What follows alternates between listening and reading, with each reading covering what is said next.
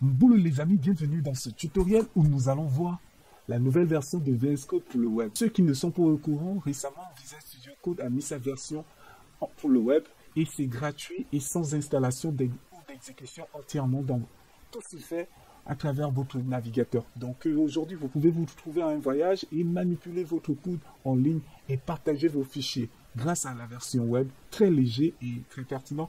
Nous allons voir dans ce tutoriel, nous allons tester, voir ce que est VS Code véritablement en ligne. Donc pour ceux qui ne savent pas, voici VS Code. Là je l'ai en local. Je vais essayer de vous montrer. Tout ça c'est en local. Très bien. Voyons maintenant ce qui est en ligne. Voici comment il se présente en ligne. Donc voici.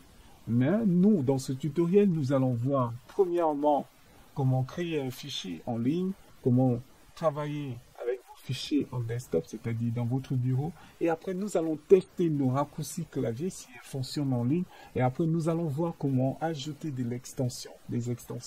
Et après, nous allons voir comment changer le thème, les couleurs de votre VS Code. Et après ça, nous allons voir comment développer à plusieurs, donc c'est-à-dire partager vos fichiers avec d'autres personnes. Vous êtes en local et d'autres personnes le font en ligne. Et après, comme bonus, nous allons voir quelque chose de particulier et je réserve ça pour ceux-là qui vont suivre la vidéo jusqu'à la fin. Donc, sans plus tarder, nous allons commencer. Si on vous propose de créer un nouveau fichier, donc voilà, voici mon fichier. Donc, vous voyez là, on vous demande de sélectionner la langue. C'est CTRL-KM.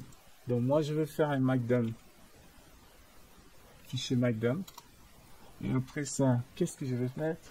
Je vais mettre VS Code. Je vais mettre VS Code.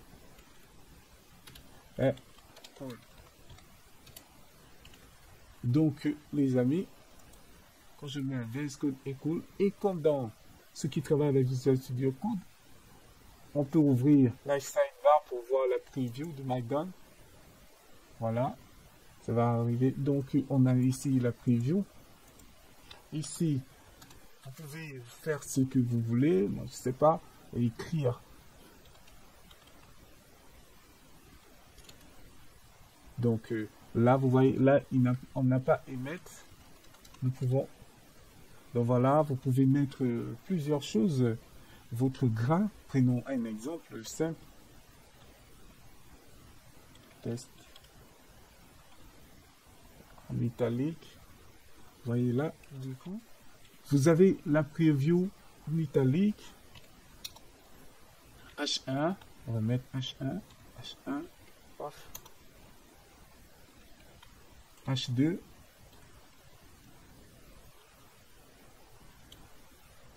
H1. HD, ouais, etc. Vous pouvez vous amuser. Donc voilà un peu les amis. Donc on a déjà vu pour ce qui concerne les fichiers en ligne. Et quand vous allez terminer, vous allez enregistrer. Vous faites CTRL S. Là il me propose de l'enregistrer. Et là vous pouvez enregistrer, mettre le nom de votre fichier. Donc voilà un peu pour ce qui concerne les fichiers en ligne. Donc voilà. Là on me demande de sauvegarder. Moi je mets Save. Donc voyons maintenant comment on peut récupérer un fichier en local. Donc open, là c'est open file. Nous on va ouvrir un projet local. Hein. On va prendre le projet. Moi je vais prendre ce projet. On me demande. Voici mon projet en local que je viens d'importer. Donc voilà. C'était le dernier tutoriel, comment générer un barcode. Donc voici ce qui se passe. Là, vous avez tout. Vous pouvez le modifier. Vous pouvez le changer comme vous voulez. Et je vais en même temps vous montrer le fichier, le projet en local. Ok. Là, voici le projet, le même projet en local. Les amis. Donc là, on est en ligne et en local, en ligne. Vous allez maintenant voir comment, au niveau des fichiers, là, vu que nous sommes en ligne là, Testons maintenant nos raccourcis clavier.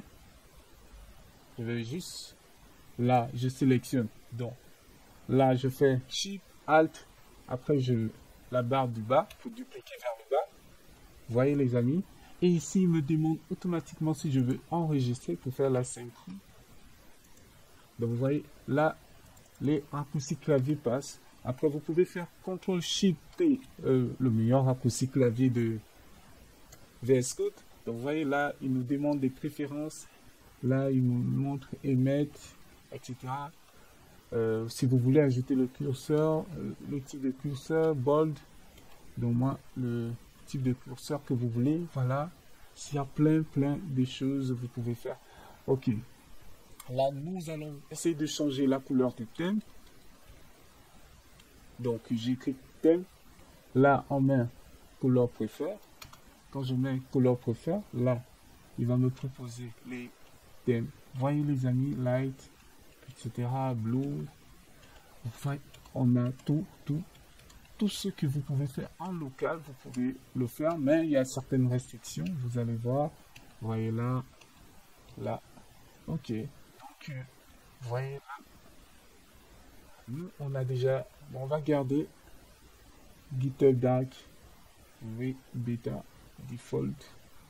On va garder, donc voilà. Et qu'est-ce qui se passe si vous enregistrez ici? J'enregistre. Donc, CTRL S comme en local. Donc là, j'ai enregistré. Vous allez maintenant voir, comment ajouter des extensions. On a déjà vu des raccourcis clavier. Et on va essayer de ajouter des extensions. Donc, vous venez au niveau des extensions. Là, c'est extension. Là, c'est le mode debug. Extension. Là, je vais faire Night All. Voici cette extension. Elle est là. Voilà. Je l'ai déjà installée. Toutefois, vous pouvez chercher d'autres extensions. Voilà. J'ai installé cette extension. Voilà. Il propose des... Voilà.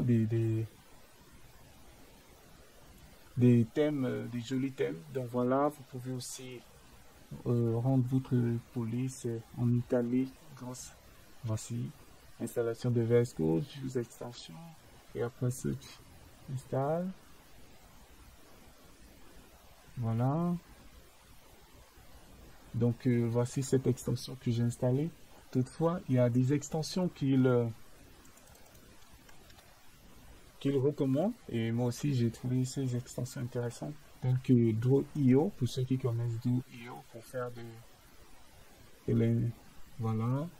Voici ce que fait Draw.io. Et vous pouvez faire plein de choses. Bon, on va installer, tester tout ça. Ok.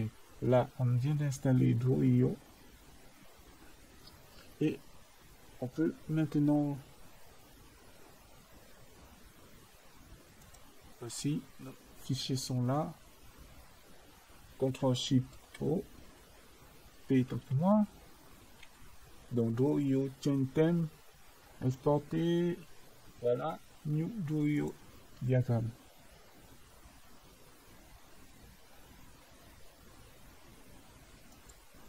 Donc voilà, vous pouvez faire plein de choses comme ça. Donc voilà pour ce qui concerne les extensions. Et sans oublier que vous avez aussi là c'est Pretty, votre terminal. Et malheureusement, comme je vous ai dit, pour le moment, ça ne prend pas encore ça en compte. Et c'est normal parce que nous sommes en ligne, mais je pense que tôt ou tard, ils le feront. Donc voilà un peu pour ce qui concerne l'installation. Voilà un peu pour ce qui concerne l'installation des extensions. Et voyons maintenant cette partie qui est vraiment intéressant, que moi j'aime aussi, c'est la capacité de partager votre dépôt en local et travailler à distance avec d'autres personnes et voir des modifications les modifications en temps réel. Donc là il y a Live Share. Si vous avez Live Share sur votre dépôt en local, vous pouvez le faire. Donc là, moi, je suis en local. Là, vous venez par ici, donc dans votre compte, activer la synchronisation des paramètres.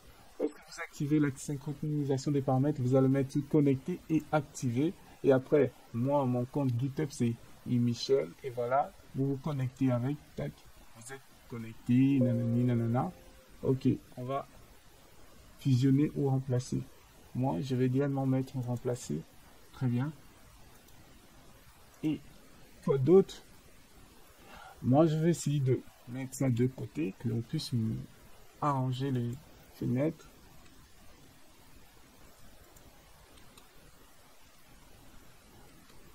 Ok, là, on a maintenant nos deux fenêtres. Je vais venir ouvrir le fichier.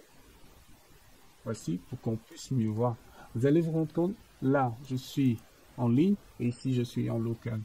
Comment ça se passe? Vous venez par ici en ligne, donc après, vous faites une asynchrone on. Et grâce à Live Share, moi, je peux faire des tests. Vous allez voir. Ici, je mets test. Vous voyez là, en temps réel. Et ici, je vais mettre le REM. Qu'est-ce qui se passe? Je vais supprimer. Lorsque je vais enregistrer, j'enregistre. Je suis en local. Bien. Vous voyez ce qui se passe ici? Je vais supprimer tout ça. Vous allez voir, lorsque je vais cliquer ici. Là, j'ai pas enregistré. Tant pour moi, j'enregistre. Quand je viens ici, il n'y a plus rien. Et je fais H1. Et après, vous allez voir, ici, automatiquement. Et ici, vous voulez voir un live preview. Vous pouvez le voir. Et ici, je fais CTRL, donc F2, CTRL F2, il me sélectionne tout. Là, je fais cela. Qu'est-ce qui se passe? Oui, avec Live Preview. Donc, les amis, voilà un peu pour la petite subtilité. Et c'est cette partie qui est vraiment intéressante dans ce projet. Mais à part ça, il y a une autre chose. Vous pouvez récupérer un dépôt GitHub.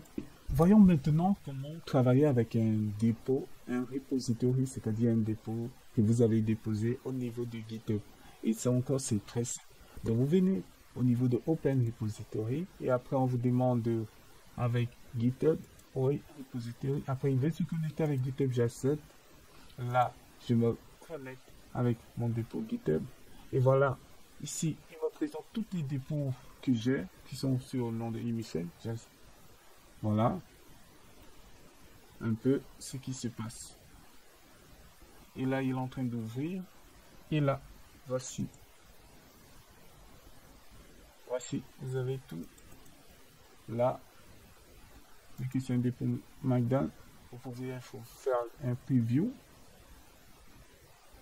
Voici comment il se présente. Regardez la petite subtilité.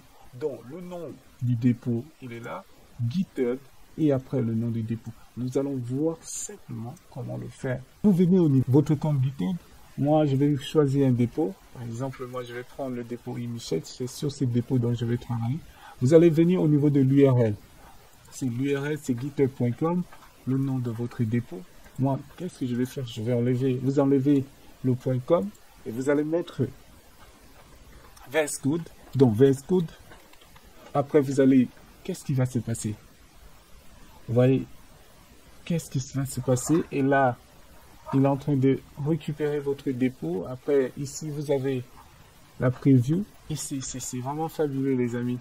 Donc, voici un peu l'avantage de VS Code en ligne.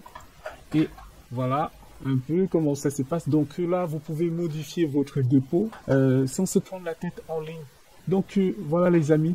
Et comme bonus, parlons maintenant du bonus. Je vous ai parlé. Cela existe depuis, mais peu de gens le savent. Donc, au niveau de GitHub, votre dépôt GitHub est là. Vous enlevez le .com, vous allez juste mettre le .dev. Et là, qu'est-ce qui se passe? Toute la magie se passe. Donc, voyons. Vous pouvez ouvrir. Voilà, vous avez tout ici. C'est ça. Avec une preview de GitHub. Donc voilà un peu, les amis, j'étais content de vous partager ce tuto. N'oubliez pas de vous abonner. On se dit à la prochaine fois. Bye. Ciao.